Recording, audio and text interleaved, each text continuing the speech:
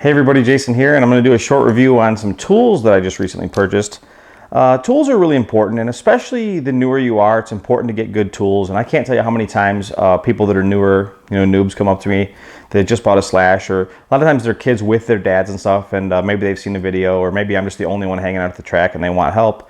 And they'll walk over and they'll have like the little L wrenches or the T handle wrenches that actually come with a Slash. And the first thing I tell them is you gotta dump those things. You gotta send those into the round file and go spend a couple bucks on some tools. And usually what they end up with is something kind of like this, one of these dynamite tools. And it works pretty good.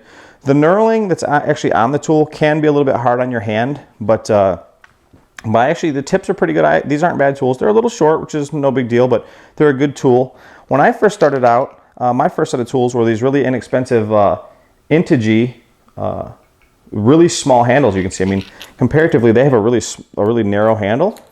I guess it'll fit right into an associated tool, but it's nice because they're color coded and they're actually marked. So I don't know if you can see that, but it actually says 3/32 right on there.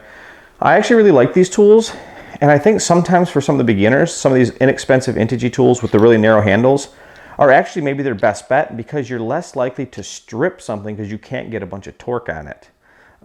You just don't have, it just isn't, you can't get that good of a grip on it. So this was my first set of tools. This was my second set of tools, and I've got all of them. And then I splurged and I got my hands on some of the associated tools, and I've really liked the associated tools and still like them.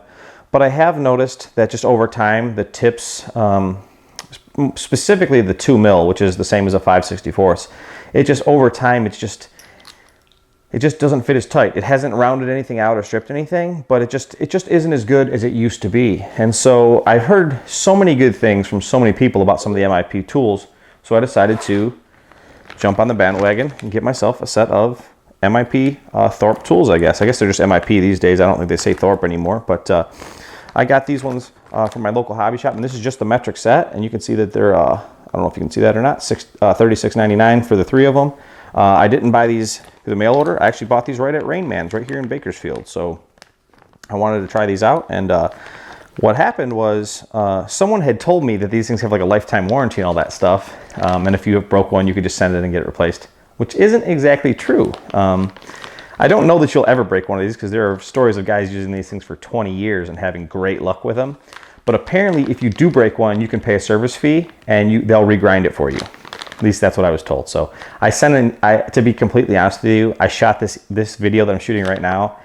I just kind of got the itch. I wasn't even going to shoot this video, and I got the itch to do it. I sent an email into MIP like 2 hours ago, but they haven't responded yet. And you can't expect them to respond that fast. So if they do respond, or when they respond, I'll put a little note in the top of this video and update you with the 100% accurate warranty information. But as far as I know, they will not actually replace the tools, but you can pay a fee to have them reground if you want. So, and these are really high quality tools. I've already used friends that use the tools for my friends. In fact, let's go ahead and let's crack these open real quick so you guys can take a look at them.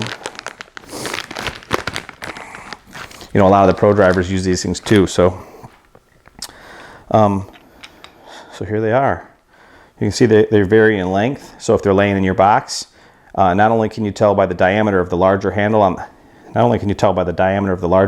right here, but you can actually tell by length which one you're grabbing. So that's kind of convenient.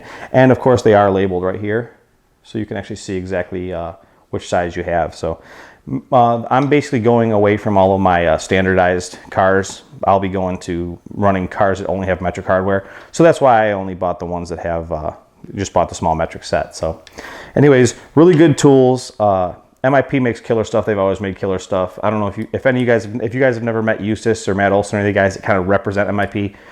Good people, good equipment, and I'd encourage you to try it out. So thanks for watching, and we'll see you guys in the next one. Take it easy.